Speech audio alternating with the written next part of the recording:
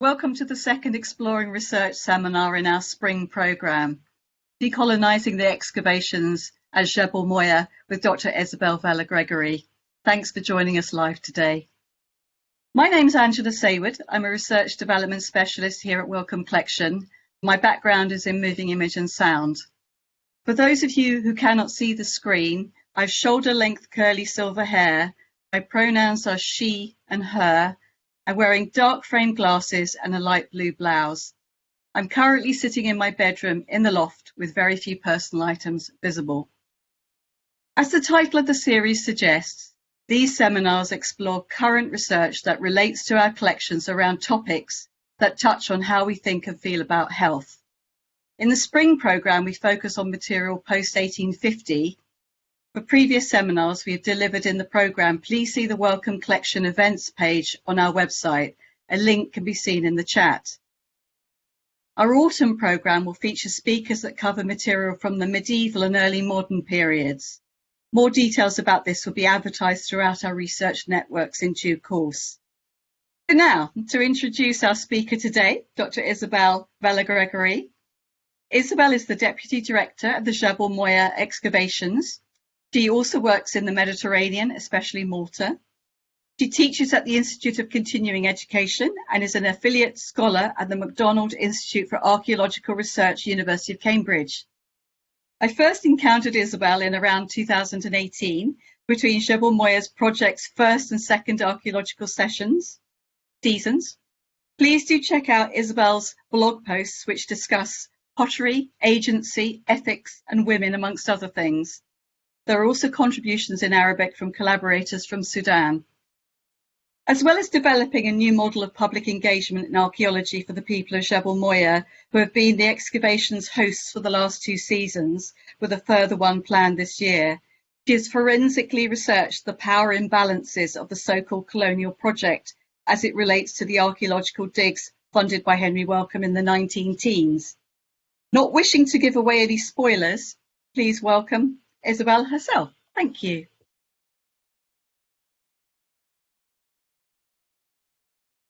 Well, I am from Malta.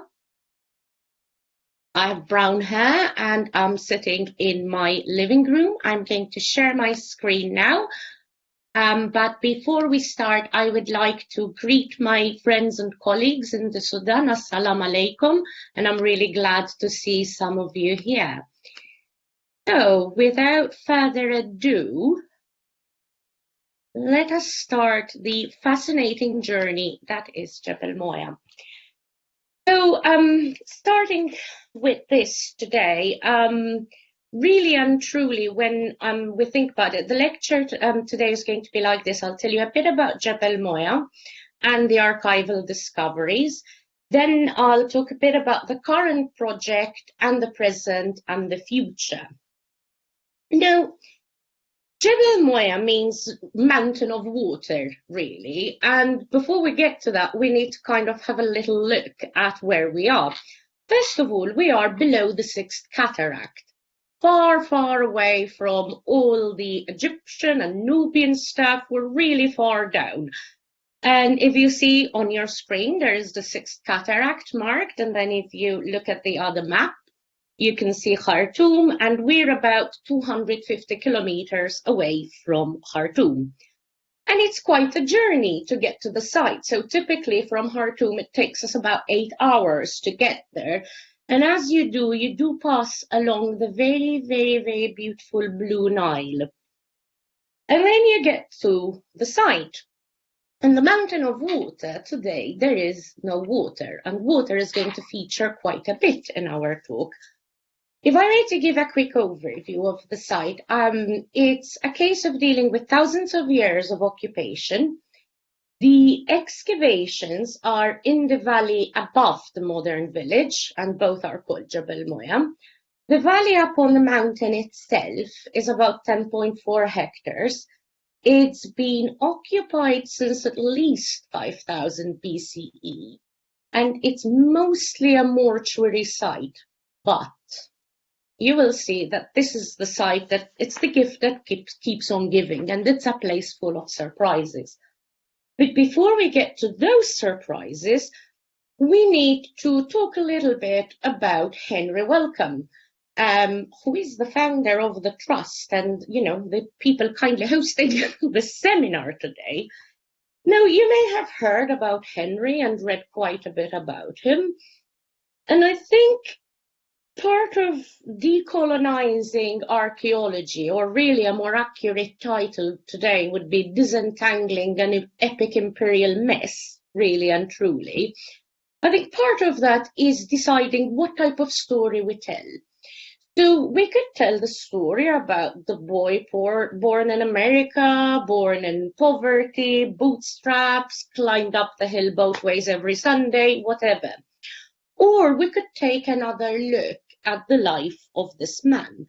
Because when it comes to Jebel Moya, it's very much the Henry show.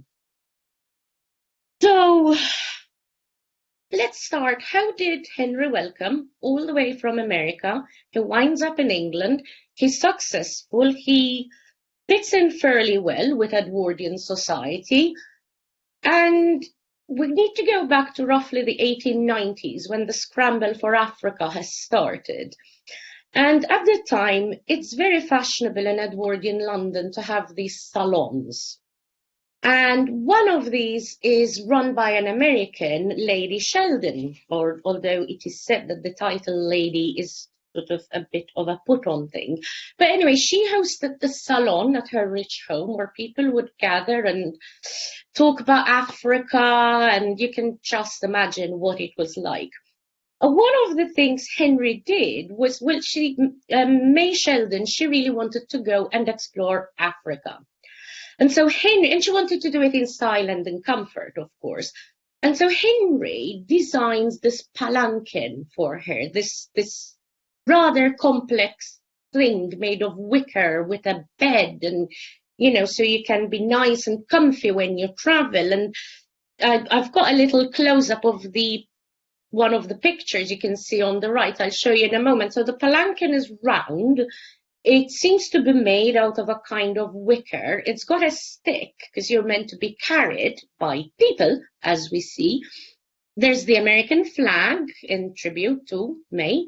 And there's a comfortable bed and there's curtains. And reading the description of this from the archives, it was quite the fancy thing that he made.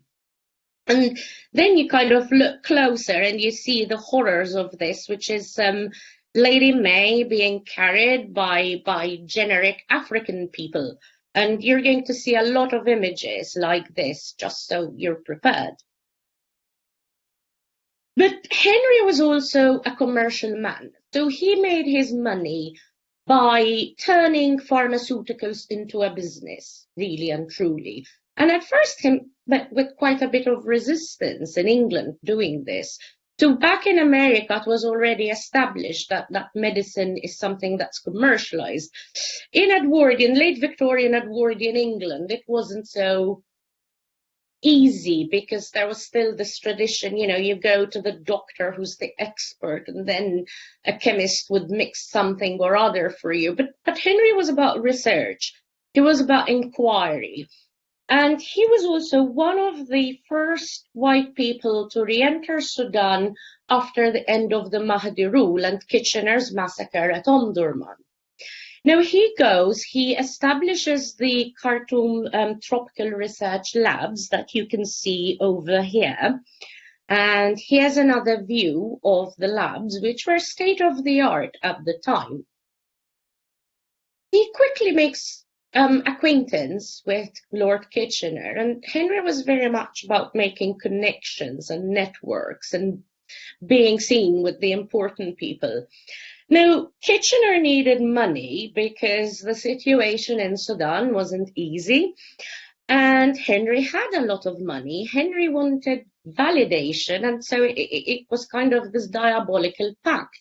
And in fact, Henry ends up donating substantially to the foundation of Gordon College.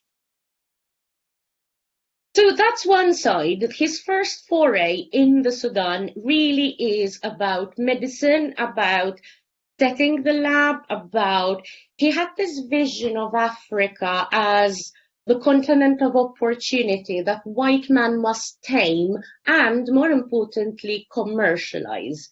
Wasn't just, go there and tame the natives, but make money out of it. Now, this is one of the more interesting photos for me in the archives, and what we see is one of the typical boats that you would see on the Nile, and it's covered by a canopy.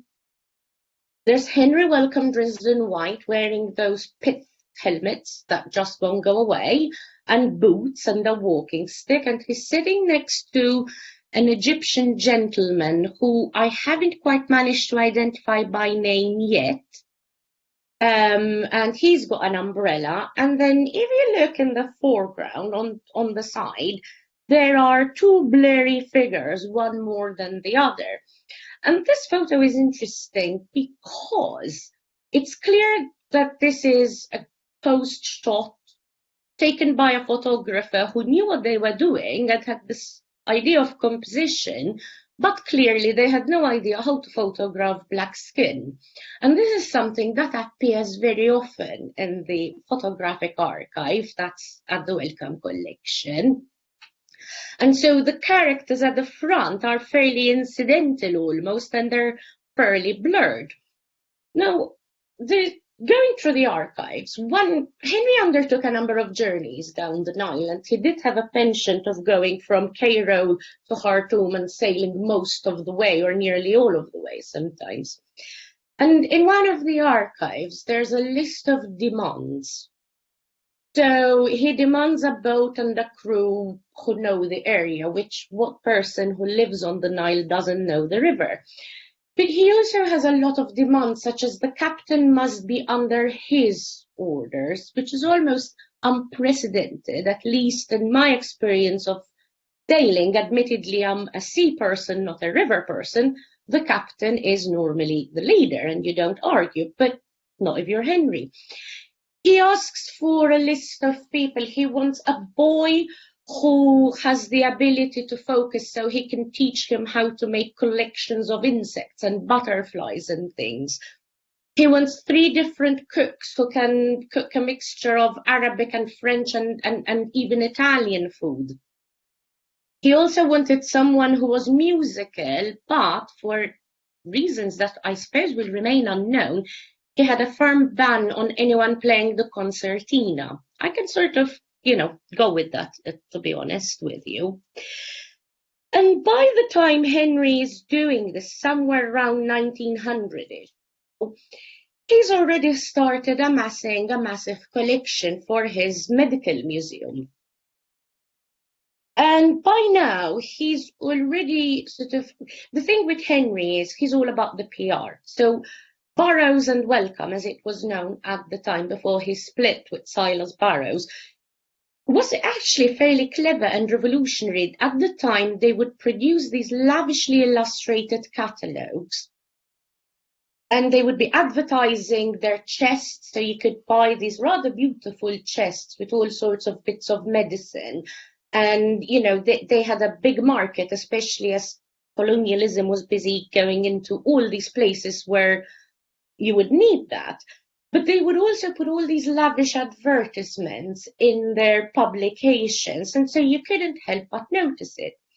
And so by then, Henry was fairly good at coming up with his origin story, and it's repeated at length in a Royal Commission report from the 1930s, which was assessing museums in the United Kingdom, or mostly in England, really. And he tells the story of when I was a little boy, I found a Neolithic axe head in America, and I've been fascinated by prehistory ever since. In reality, Henry was fascinated by acquiring things. And sort of looking at his rationale, he wanted a museum that part of it would be just for researchers and part of it would be to instruct the public. And therefore, the bit for researchers needed to have multiples of each object so that people could examine objects, etc. The other thing, why he ended up digging in Sudan, because he did have a little bit of an excavation thing in the Near East, which I haven't pursued. wanted what the Greeks called Ethiopia. When the ancient Greeks spoke of Ethiopia, it was this concept that the root of Egypt lay somewhere in the African interior. You can see all the tropes appearing before you. And why Jebel Moya? Why not send him to Kush or whatever? Well, to be fair, to be honest, I think by that time, Kitchener and eventually Reginald Wingate, who took over, they were kind of keeping the man at arm's length.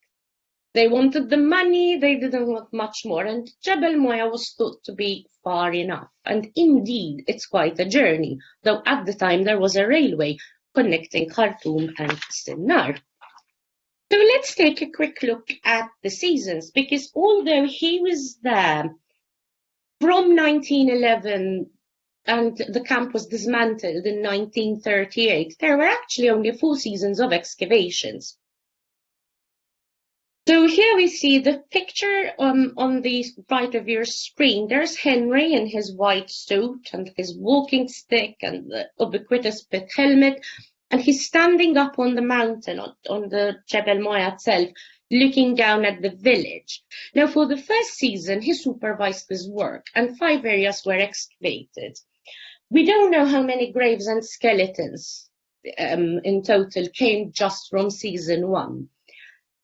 And once he did that, he was granted a license, and he was extremely grumpy because what he wanted, because this is Henry, he doesn't do things like normal people, he wanted a license that covered the entire Gezira Plain.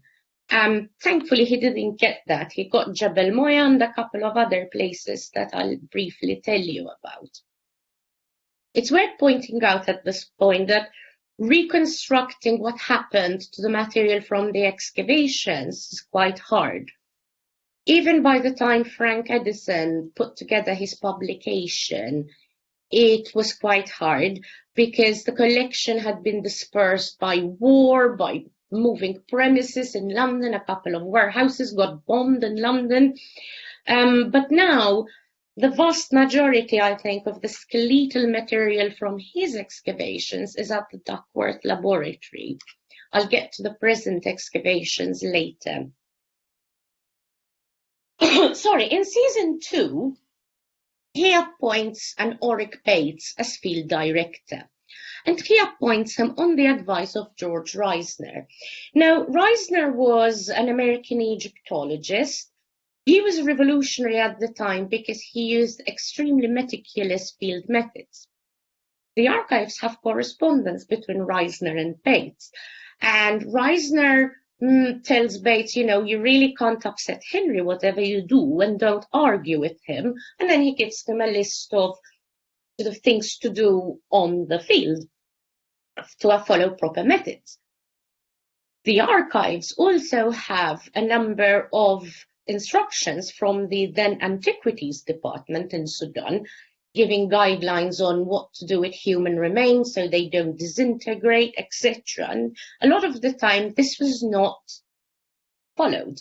And if you read Bates's field diary, he has a personal field diary that still survives. And the poor man, you can see him breaking down over the course of the season. He finds absolute chaos with recording. He doesn't really get on well with Henry and anyone else, and he only lasted 1 season. The bioarchaeologist at the time was a Douglas Derry. Now here I'd like to make public appeal because I've had a lot of trouble getting the biography of Douglas Erith Derry, other than that he's a Scottish anatomist. So if there is anyone who has more information about him, please do get in touch with me. And I'd love to hear from you. And it's also the season that gave us 709 graves. Now, what you see on the screen is the famous House of Boulders. That's going to appear many, many times in our story. I'll explain more about it as we go along, but really, this is the most visible part of the site. It's funny because now it's heritage in itself, with the passage of time. So we'll get more to this in a moment. Let's look at season 3. Season 3, so you notice there's been a lot of staffing changes here. So James Dixon and Gerald Wainwright are appointed as field directors. The person doing the work of Derry was Leonard Dudley Buxton. Wainwright only lasted a few weeks. The exact reasons for his departure are unknown. And we also have another character who unfortunately doesn't play a big role in Jebel Moya, and that's Duncan Mckenzie. Now, Mckenzie really was interested in ancient Greece, and he'd already excavated with Arthur Evans at Knossos, and he was a very good excavator, and he clashed with Evans over his sort of destruction of Knossos there. So, you know, he wasn't a shy retiring flower, and in fact, he clashed with Henry as well. And what's interesting is Mckenzie spent most of his time supervising excavations at Sagadi and Dar el Mek. Now, we are not excavating those because we're only one small team. But looking at Mackenzie's field notes and what survives in the archives, his work was actually really, really good. It's a pity he didn't play a bigger role. That season, they got 310 graves. But it's also the time of when Henry and others, because Henry was a big friend of O.G.S. Crawford, who will appear in our story very soon. They pioneered the use of aerial photography here, and I'd like to show you because it's quite cool. So what they do is they take a camera and they attach it to a kite. And this is sort of the Boys and Their Toys 1911 edition. Here's another photo. There it is in action. The camera, and here it is again. And these are some of the photos. So, you know, they are a bit blurry. They're not useful in an archaeological sense like we would use aerial photography now, but they are fascinating in their own right. So here's one, and here's another. And while you're there, I want you to keep a close eye on the hut and the tents that you see over here. So, sorry, let me go back to this. So there was something else that was interesting in this season. One of the exciting things, and it's sort of how I got to know Angela as well, is that there is a cinematograph. It's a lovely word, isn't it? And he actually got someone to film a day at Jebel Moya, or several days, and remarkably, it survives. And if you go on our blog, we link to a post that Angela and Amara Thornton have written about filming antiquity, and it's really fascinating because this kind of film material doesn't normally survive. Now, we're going to play a few seconds of this. If we can hit play, please. And so here you can see on your screens, it's a busy day at work.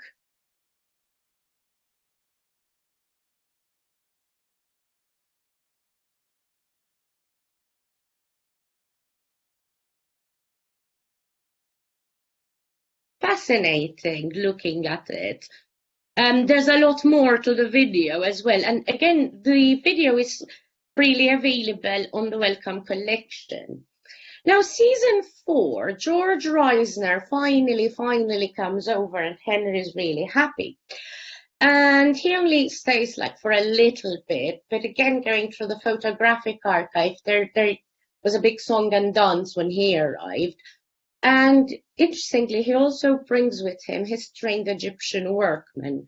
And as is a problem with Egyptology and Kufti in general, there's not that most of them are fairly invisible in the record, but again, there's been a lot of great work in that regard in Egyptology in general. So Mckenzie was ill, he didn't come back. Dudley Buxton was thankfully not released by Oxford to come back, and I say thankfully because Dudley Buxton appears everywhere at this time. If you're doing race science, you can find this man measuring everybody's skull without their consent, including living people. So anyway, instead we get O.G.S. Crawford, who was a friend of Henry, and R.S. Oldham. And they dig a grand total of 1772 graves. Isabel, So, sorry, could I ask you to reshare your slides again? oh, Thank did you. the video stop the sharing? I do apologize. Sorry, let me get back to that. Right, my apologies, everyone. So here we are. That's George Reisner. Uh,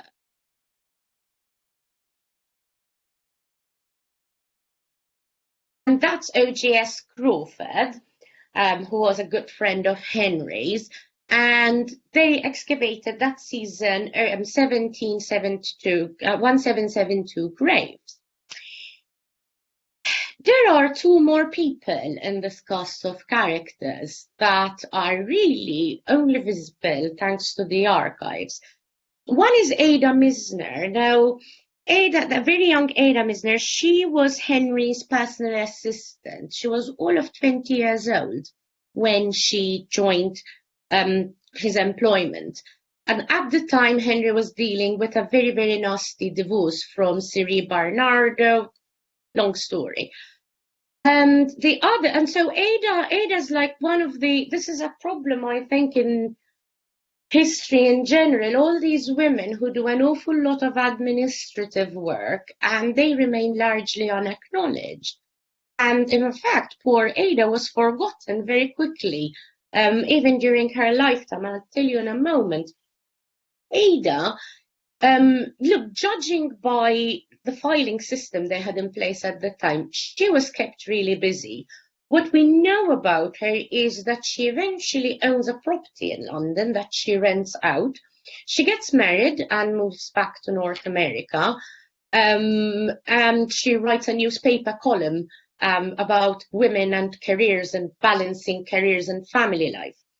The other person is Sergio Uribe. Now, he was born in Quito, and if you read Wellcome's official biography, you'll read sort of this long story about how Henry rescued him from the jaws of Colombian drug criminals or government or whatever. In reality, there was a lot of unrest going on at the time there. And Uribe was on the wrong side of things for a bit, as tends to happen when sort of you get changes in power. And so he stays with Henry, accompanies Henry, and he becomes a lifelong devotee. Uribe is then appointed camp commandant of Jebel Moya. And he basically had to stay up on the mountain until 1938-ish, so after Henry passed, really. He was never allowed to excavate or do anything like that, just be the overseer. And as years pass, when eventually the book is being put together of the excavation report, Addison asks him, who is this Ada Mizner? Why does she deserve a copy of the book? I mean, this was only 1945 by now, or a bit before, as the book was being prepared. And Sergio writes, she was Sir Henry's companion, secretary, and best friend. His interests still have a warm corner in her heart. And Ada and Sergio had a very lengthy correspondence over the years. And it's quite touching because you see them grow old together over the years. And they keep communicating until Uribe's death. And there's clearly a very fond friendship there, even though they're unlikely to have spent too much time together because they were always in different parts of the world. And now I'd like you, so now we have our cast of characters, but we need to go back to our main character. And this is the camp. So I told you pay attention to the huts and the tents that you see. And one way to tell the story is, oh wow, look how organized everything is. And Henry spent enormous sums of money on this from his own pocket. And you go through the archives and there's pages and pages and pages of he was ordering the best equipment he could find. He wanted the best tents, the highest specifications. They had specifications for everything. And you look at it and you think, okay, there's order, there's division, there's sanitation, and then you kind of hear a record scratch because that's the PR, that's the spin. But let's look a little closer. And I want you to remember that all of this that you're seeing takes place up on the mountain, never down below in the village. And it takes 10 minutes to climb from the village to the mountain. We're not talking huge distances. So yes, Henry was a good advocate of Henry, you see. He was very good at telling everyone how great he was. And at one point, he even had this author, Percy Martin, who wrote a ton of sort of middling history books. And he writes, one of his books was Sudan in Evolution, published in 1921. He'd spent a lot of time talking to Henry and was clearly enchanted by him. And he writes a very unctuous account of all the amazing things Henry did. So the narrative goes like this. He comes to Jebel Moya. He finds a village full of lazy people and thieves who are good for nothing, and the women are drunk and the men are drunk, and there's complaints to Reginald Wingate, voluminous complaints and letters about how the women are spreading disease by being sex workers. And so he decides to, right, I'm going to sort everything out, and I'm going to build a camp, and I'm going to run it along really strict lines. And in doing so, he made sure, do you see all those people in the photos? They're not from Jebel Moya, except maybe one or two who wormed their way in. He employed thousands and thousands and thousands of people over time. Seriously, he had so many people in his employ that eventually he was able to provide labor for the Gezira irrigation scheme. But it all had to go a certain way, the way he wanted to do it. And there was a series of rules and penalties. So here we are. These are, can you see, a bunch of men dragging a cart and a boulder.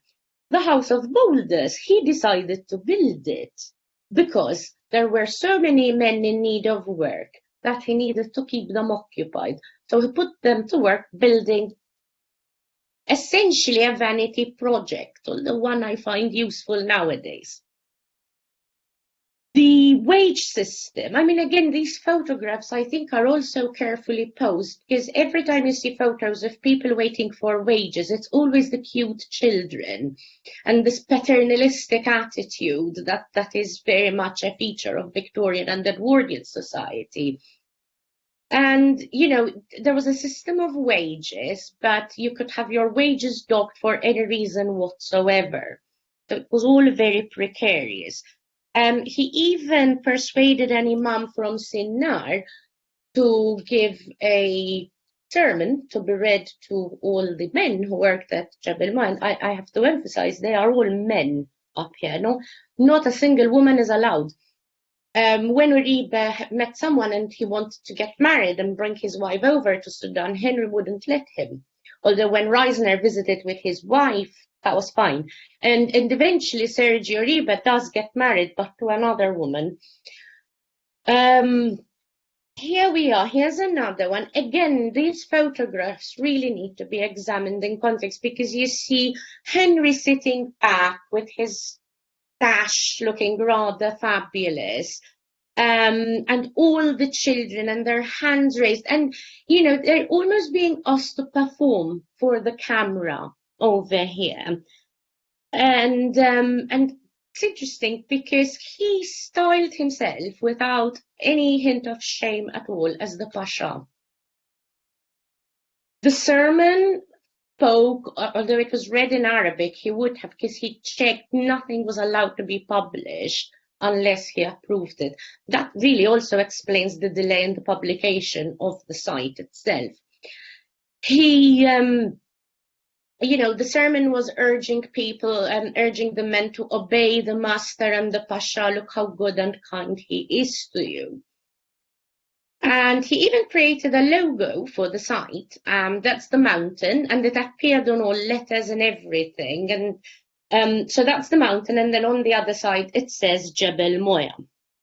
Eventually, Kitchener does visit, and it's quite hilarious reading Oric Bates. This was in season 2, reading the field diary, and poor Oric was made to, pick get the pick of the artifacts so that Kitchener could see them while having to deal with writing hundreds of grave cards and keeping records going. And then he has this terse entry, sort of Kitchener came and went.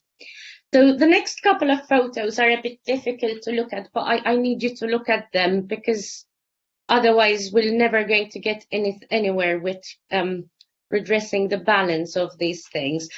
So here we go. We see the party, Henry in the front with the boots and the pit helmet and the stick. So far so imperial, right? If you are noticing blobs of bright white, these photographs, and it's something, this part of the research was sort of stopped by this whole pandemic thing. They applied these, it looks almost like a white paste on these photographs to highlight, sort of an Edwardian version of Photoshop to highlight certain areas. But the next photo is the one that always gets to me. So here you see, ostensibly, what we are looking at here is the Sudanese men working. They're around a trench and they're taking out pottery. That's if you read the caption without looking at the photo. If you look at the photo, nothing in this photo is accidental. Everything is carefully orchestrated. Every single bit of it, with the men basically kneeling, the black men basically kneeling in front of this assorted army of men. There's more, because again, these things need to be seen in context. If you were a European worker, you signed a contract. The contract wasn't so bad by the standards of the time, but it was a contract that spoke of employer and employee. If you weren't European, you signed an indenture that someone would have read out to you. And first of all, indenture as a concept is really not, it basically amounts to a form of servitude and slavery. And I know there's a complex history of slavery in the Sudan. I'm very well aware of it. I just don't have time to get into it today. But the language, the contrast, it speaks of the master. If you're a European, you have an employer. If you're a black man, you have a master. And when you think about, there is an incident at some point in here when one of his European workers brutally beats a young black man. We do not know why. We don't need a reason, nothing can ever justify something like that. But it caused a lot of anger among the Sudanese. And eventually word reaches Wingate. That's how much it caused disquiet. And reading the correspondence, the conclusion is it's a pity that this person committed this act in public. Because at the end of the day, yes, we've had a quiet word with him, but you can't really reprimand a European in front of his inferiors, essentially, is what it amounts to. And word of this reached England, and Horatio Bottomley, who had a weekly illustrated paper that poked fun and not just fun, but really tried to keep the powers on their toes. And there were accusations of slavery flying here and there. And I remind you that at the time as well, there are debates about slavery in the Sudan in the English Parliament. And the conclusion to that was, well, we frown on it, but we won't do anything about it. This is a familiar theme that will never go away. Henry was a complicated man, and I've got a blank screen on purpose because I think we need to take a second with this.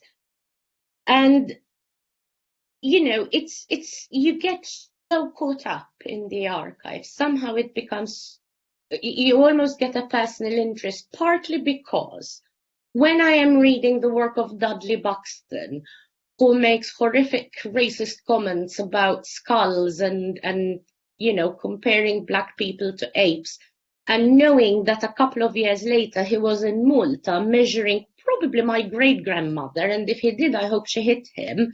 So, you know, there is an emotional impact to this as well. But it's also trying to disentangle yourself from that and trying to understand what we are dealing with here. And a letter, again, between Uribe and Mizner, I find it very telling, and I'll leave you there before we go on to the current excavations. And in 1971, he wrote, "Sir Henry was a happy though a lonely man.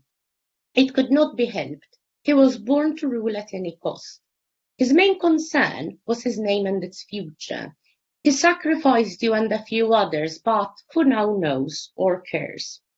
Now, I have no idea what he means by he sacrificed you for Ada Mizner. I mean, I'm sure we can surmise, but, you know, the archives are silent on that. But as to the question of who knows or cares, well, I care, because these things continue to have an impact in the present.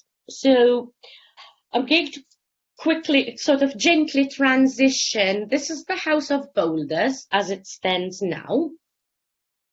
This is the plaque as it stands now, that commemorates Wellcome and Uribe. This is inside the house then. We don't have any furniture now, I'll show you, but I pity whoever hauled up the mountain. This is us now taking a break, all of us. Look, it's 45 degrees when we're excavating, so we love the house because downstairs there are donkeys that come to rest. The herders from the village over the mountain, the next village over, often come in as they are taking their sheep and their goat up and down. And it gives us a place where we can sit down and eat and rest. So now I'd like to take you to the excavations now. And I should warn you, I'm going to give a quick summary of the excavations now, and there will be pictures of human remains as they are in the archaeological record, just for your information. So this is us now. About 3/5 of the valley remains unexcavated. In our work, we've got a new chronology for Jebel Moya. We have the second oldest domesticated sorghum in the world. We have new skeletal data. We have non-mortuary activity, and we also have a lot to say about climate change. Now, I'm just going to give you a summary of the results. However, if you go on our blog, there is an entire talk that was hosted by the Malta Archaeological Society that gives a full account of our results. So, this is the chronology as it stands now. So, we've extended it quite a bit, which is really great. We have a series of AMS dates. We have obviously more on the way, but samples are currently in the Sudan, trapped in the Sudan with pandemics and whatnot. And I know that if you sort of notice, phase 3 and 4 could use a bit more refinement. And they will be as we excavate more. I mean, this site is incredibly rich. The charred remains, including the tree on domesticated sorghum, all fall between 2600 and 2000, and that's calibrated. So it's the second oldest in the world. The first oldest is also in Sudan, by the way. We have a number of plant material being analyzed by Dorian Fuller and Chris Stevens, and we have a number of grasses, etc., etc. And isotopic data, there's something very interesting, and this is something that was noticed even in Henry's excavation. We often have complete dentition, but except for the lower central incisors lost ante-mortem. And if you look at the work of Rachel Hutton MacDonald, among other people, we have, I think, these are the pictures I'm about to show you now are from Henry's excavations. They have these lip plugs or labrets or lip studs, and basically you remove teeth and you place these in, and they are a very fascinating marker of identity, and they come in different materials, shapes, and sizes. And And then we have the isotopic data, which give us a pretty good indication of a diet that is mostly C4 plants. What's also interesting is that they fall near the median range for Neolithic bovids and fish from Alchidei, which is excavated by Donatella Usai and also the late Sandro Salvatori. It's a bit far away from us, but it has an isotope database, which means our goal now is to create our own isotope database, because from our fresh excavations rather than from old material. And then, yeah, we have varied burial patterns and mortuary rites, including child burials. And we've even identified, our bioarchaeologist, Ivana, has identified also a number of injuries. So looking at some of the burials, I really like this one. This one has his head deliberately placed on bedrock.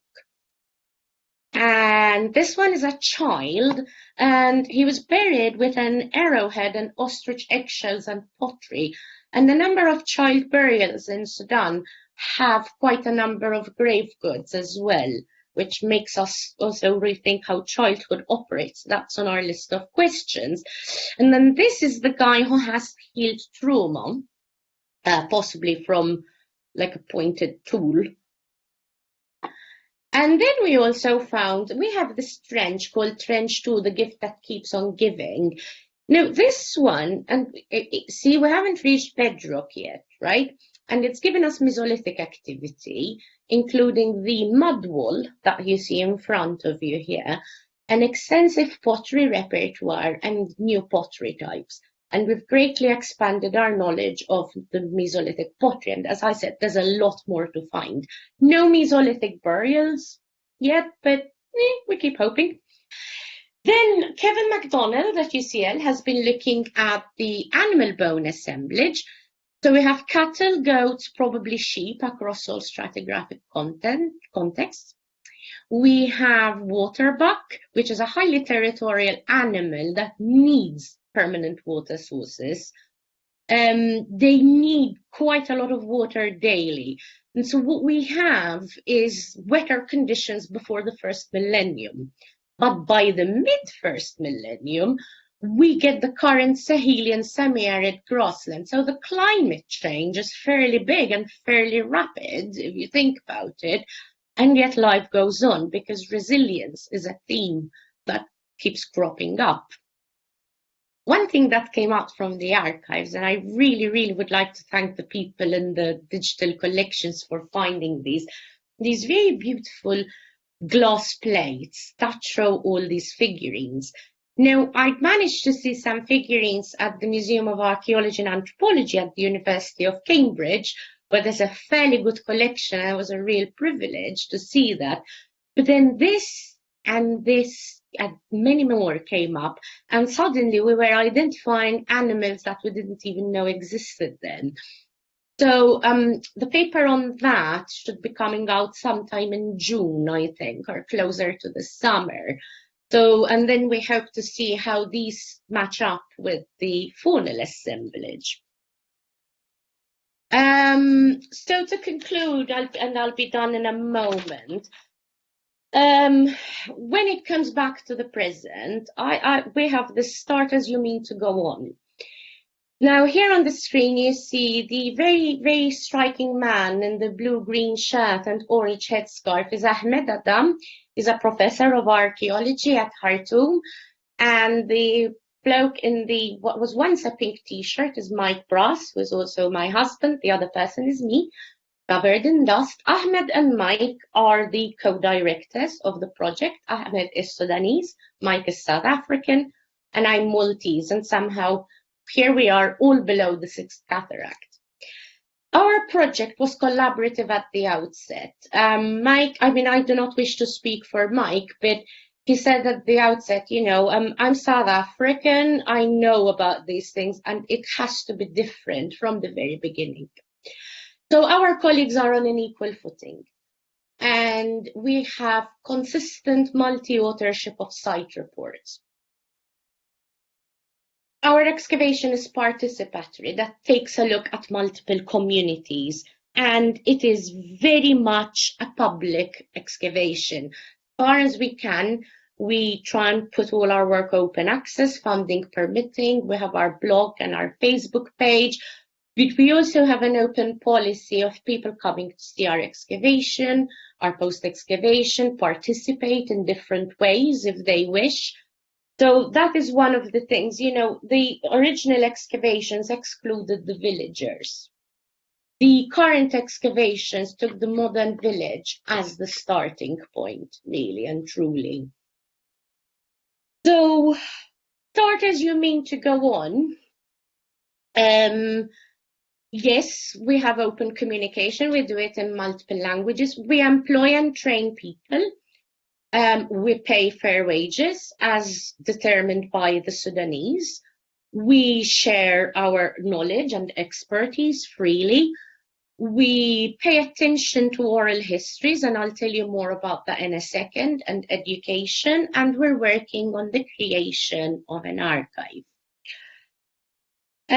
This is the modern village with a beautiful, beautiful mountain. The village has been hard done by. There is no fresh water in the village. There is shockingly poor medical care. There's a lot. There's a need for education. There's a need for things even like basic school supplies, which we provide ourselves. But the people are very, very, very proud of their heritage. For so many years, they have been overshadowed by Sinnar. And so they are, I can assure you, we are working there, not just with their participation, but with their blessing, or we wouldn't be there. So what reparations, what other further reparations can we make? I want you to look at this picture, and I want you to look at it, take a good hard look. That is the only source of water. It's a silty reservoir. You notice we're doing wet sieving and flotation there. You notice the cows who come to drink and various other animals. That is all you get other than the rare summer rains. There is no facility to treat water, to store it safely, to process it. And as a result, it's not, people don't just have problems with dentition from the silt in the water, but also kidney stones and all sorts of other completely avoidable things. And so when I read about Henry's sanitation plans, I'm angry. I'm angry because they were all up on the mountain for their comfort. You go through the archives and you see he spent thousands and thousands of pounds trying to dig a borehole in the sodding basalt up on the mountain to get water on the mountain, when with the amount of money that was being spent, there could have been an investment to have safe water down in the village. So, you know, if his descendants today are feeling the need for reparations, I would say start with the water. The current overseer of the site is Abbas. Here he is with one of his children. Abbas is employed by Wellcome and he takes care of the site. A Jebel Moyan born and bred, taking care of his own heritage. And boy, is he proud of it, and so are we of him. And when we are there, he runs the logistics. I mean, seriously, this man is so capable and intelligent. And I'm glad Jebel Moya is doing this. We have a program of outreach and communication, and these are some of my girls. I mean, we get girls and boys, but the girls are a lot braver when it comes to these things. The ones dressed in green have just come from school. Going to school works on a bit of a rotation system. So they are very keen to learn and to participate. They also ask us, please teach us English, please help us with our homework. But there's another area for reparations. This is Fatal Rahman. He is one of the elders in the village. If you go to our blog, you can read a story, one of the teapots from Wellcome's excavations with the logo that you saw on the medallion. Somehow, I mean, we don't know what happened as such to the camp when it dispersed. I imagine a lot of objects were taken and used because everything gets used. But Fat is great. He brought the teapot to us and was telling us about it. And he's also one of the people who joins us for the oral histories, because people like to tell stories to communicate.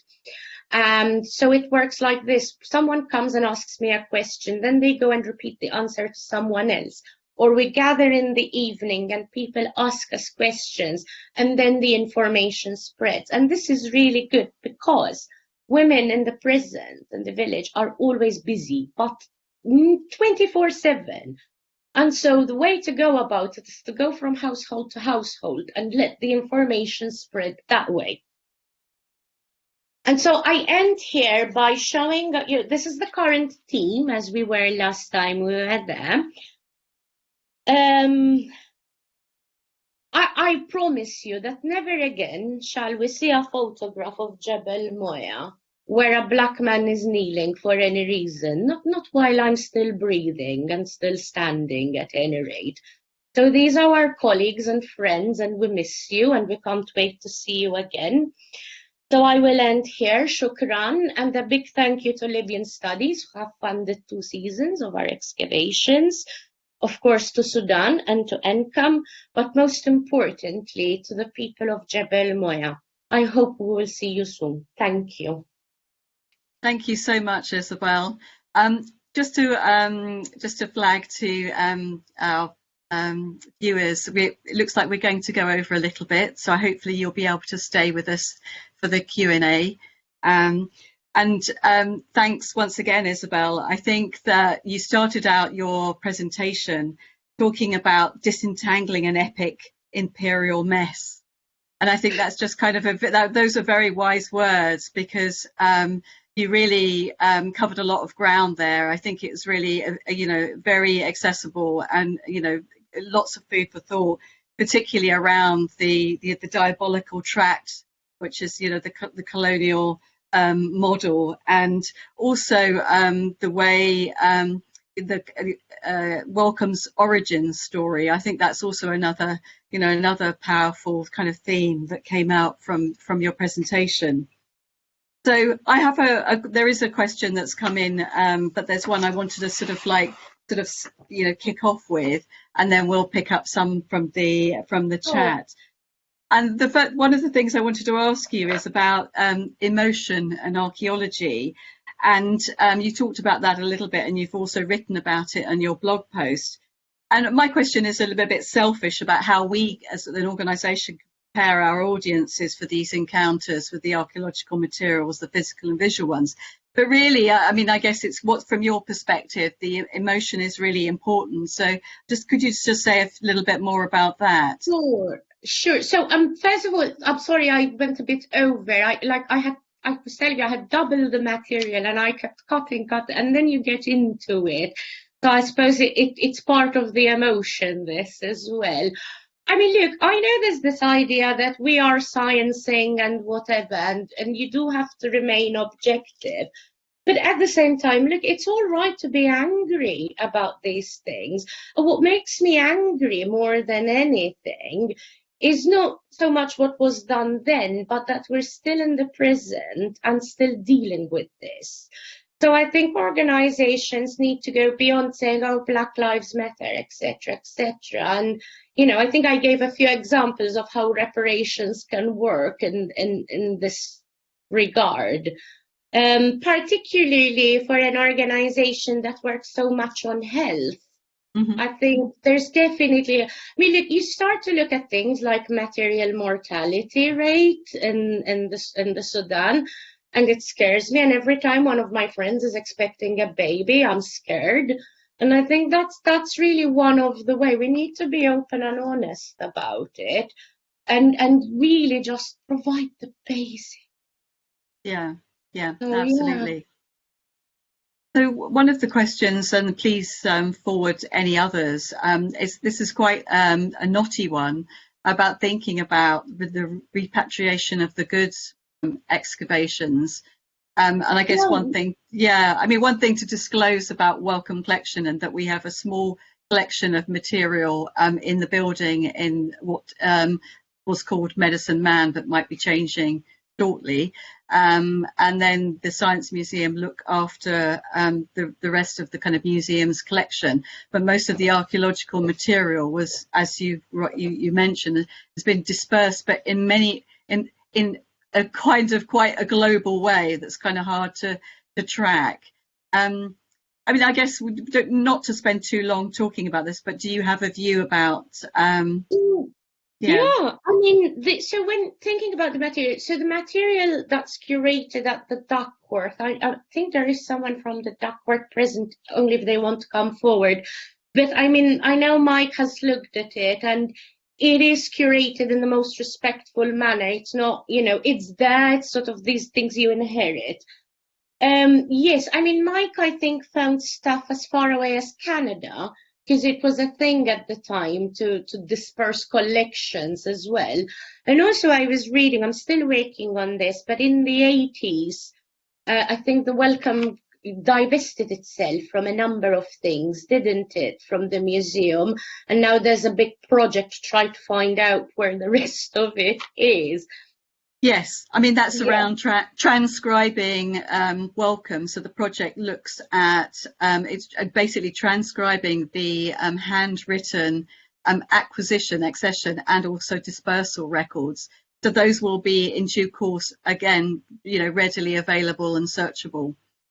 Yes, so I know it takes a lot of time to sort of, but I would like to point out that our material stays in the Sudan.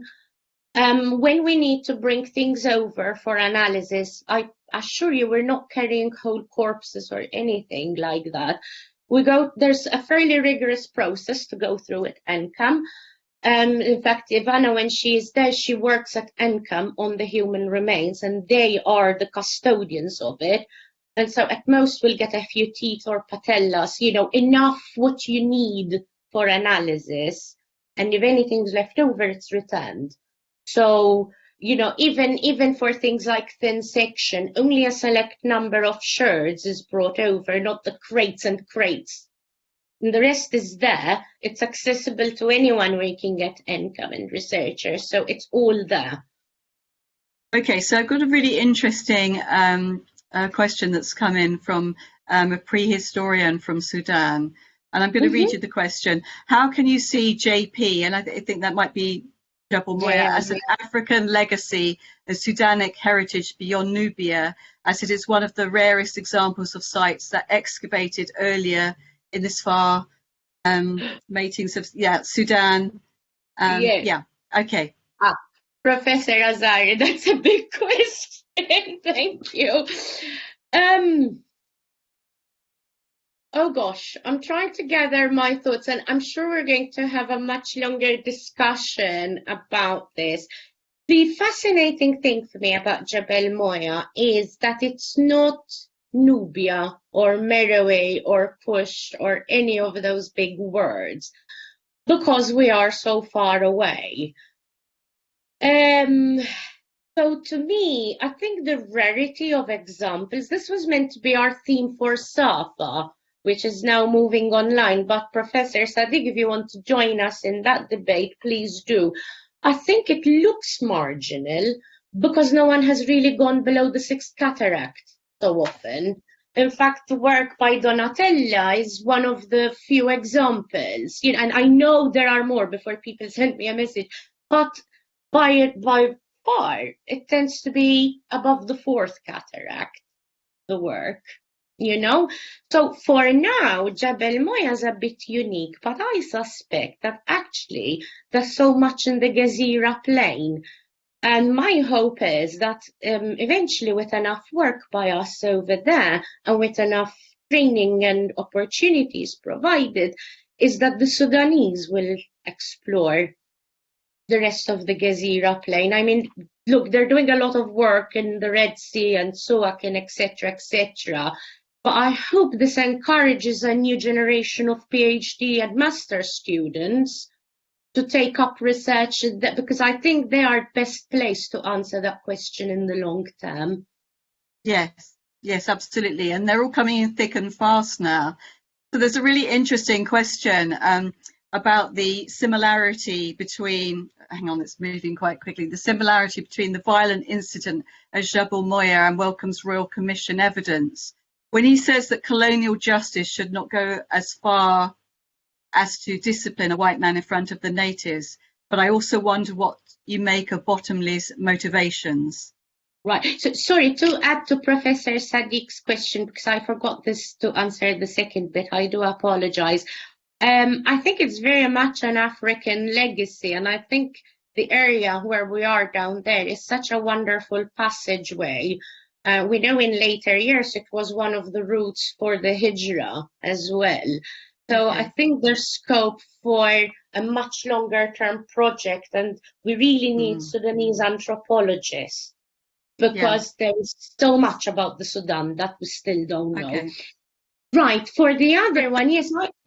So there's two other questions, and I think probably at that point we'll have to say that's enough, then we've gone 10 minutes over. But I just wanted to quickly acknowledge and thank everyone who's posted within the chat links to various things, which are either colleagues who have shared their expertise with the viewers, or people who are directly messaging Isabel with tips and some follow-on things. So everything will be passed on accordingly. So we've got two really interesting questions. So, one yes, about, so Bottomley. I mean, yes, Bottomley is quite the character. I didn't really have time to go into it. And his motivations seem to be mischief, money, and a lot of other things. There's actually a couple of good papers on Bottomley himself. So if you do message me, I will happily forward those. I see another question about relations with other cultures, and it goes back to what Professor Sadiq asked. Yes, that definitely there's scope for that. And also, I've been exploring relations beyond there and also towards the direction of Abba Island, but the pandemic intervened. Oh yes, the Duckworth is definitely the Duckworth Laboratory that has a number of human remains at the University of Cambridge. There's a question here about when you're going back, actually, for the excavations. Vaccinate me and I go now. And then there was part of that kind of same message was the news about the recent analyses of the Sorghum remains recovered there. I think that's what you're going to be talking about. Is that right, at the conference paper you mentioned, or? Oh, no. So, SAFA, the Society of African Archaeologists, we're discussing this question of marginalization, because this is a problem across African archaeology, where a number of places are called marginal just because Western scholars haven't bothered going that far. So they're not marginal at all. Right, have I got one? Sorry, I'm so sorry. Okay, you can pick one more, Isabel, and then I'm going to have to close. You can pick one if there's. You pick one. Tell me, I'm happy. Well, I think that I kind of. I think I managed to get to the. So yes, you're going back to the Sudan when you're vaccinated and when you can travel safely. And we certainly wish our friends in Sudan all the best for this very difficult period in time. So now I have just a few closing remarks. Thanks everybody for joining us. If there are any more questions that you think, we will pass those on to Isabella, and then she can compile them and circulate them to yourself and everyone else who's registered, even if they didn't attend. And then we're also going to be sending round the questionnaire about your experiences of attending the session. Thanks so much for this fascinating seminar. Look out for details, everybody, of our next seminar, which is going to be on the 27th of April. So at this point in time, my colleagues, thank you, or the audiovisual colleagues behind the scenes. We're going to close the broadcast, and have a good evening, everybody.